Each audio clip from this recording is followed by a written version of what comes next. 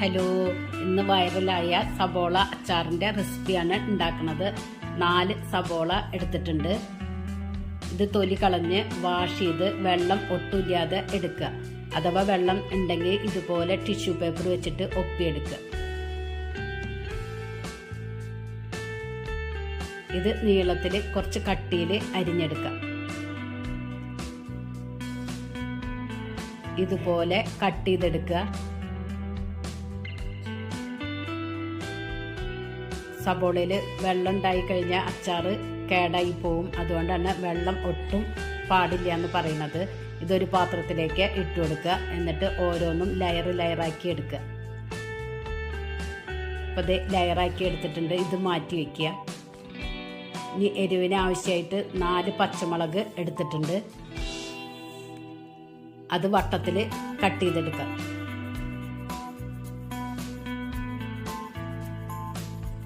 ഈ കട്ട് ചെയ്ത സബോള ഒരു ബൗളിലേക്ക് ഇട്ട് കൊടുക്കാം.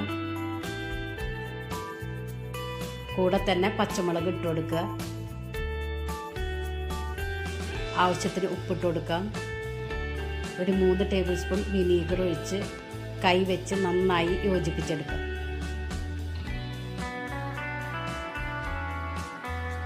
അപ്പോൾ ഇത് നന്നായി യോജിപ്പിച്ചെടുത്തിട്ടുണ്ട്. 10 മിനിറ്റ് റെസ്റ്റ് ചെയ്യാനായിട്ട് മാറ്റി വയ്ക്കാം. ഈ ടൈമിൽ ഒരു പാൻ സ്റ്റൗവിൽ വെച്ച് കൊടുക്കുക. ചൂടായാൽ 3 ടേബിൾ സ്പൂൺ എണ്ണ ഒഴിച്ചു കൊടുക്കുക. എണ്ണ വേണം എടുക്കാൻ. അതിലേക്ക് 1/4 ടീസ്പൂൺ കടുകും കൂടെ തന്നെ കറിവേപ്പിലയും 4 വറ്റൽമുളകും ഇട്ട് കൊടുക്കുക. എന്നിട്ട് മൂപ്പിച്ചെടുക്കുക.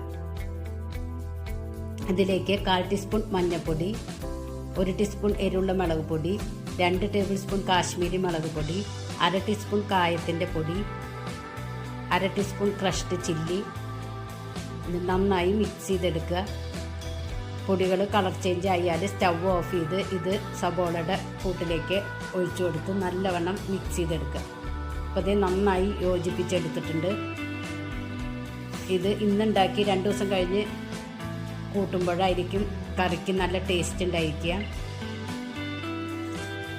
ചപ്പാത്തി ചോറിൻ്റെ കൂടെയൊക്കെ കഴിക്കാൻ അടിപൊളി ടേസ്റ്റാണ്. എല്ലാവരും ട്രൈ ചെയ്ത് നോക്കി ഫീഡ്ബാക്ക് അറിയിക്കുക. നിങ്ങൾക്ക് ഈ ചാനൽ ഇഷ്ടമാവുകയാണെങ്കിൽ പ്ലീസ് ഒന്ന് സബ്സ്ക്രൈബ് ചെയ്യുക, ലൈക്ക് ചെയ്യുക, ബെല്ലൈക്കൺ ഒന്ന് അമർത്തുക. അപ്പോൾ ഞാനിടുന്ന ഇതുപോലുള്ള വീഡിയോസിൻ്റെ നോട്ടിഫിക്കേഷൻ നിങ്ങൾക്ക് കിട്ടും. താങ്ക്